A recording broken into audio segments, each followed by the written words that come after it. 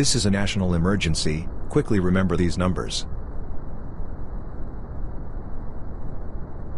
A severe psychological contagion is currently spreading across the country. The disease targets and degrades short-term memory and cognitive function. The sequence you just saw is a cognitive firewall developed by the Department of Health. Holding this specific sequence in your working memory prevents the disease from taking root. Try again. Repeat the numbers out loud. Do not look away. Focus on the sequence. The world needs to know you are still human.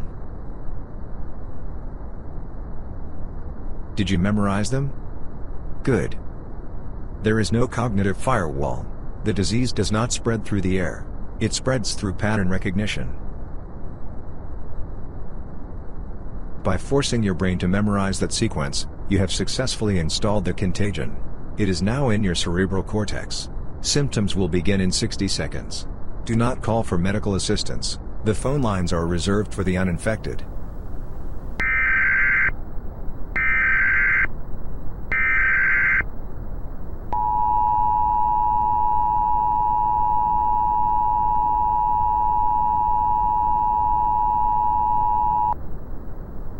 Emergency alert system capabilities. This test message has been initiated by National Alert and Warning Authority.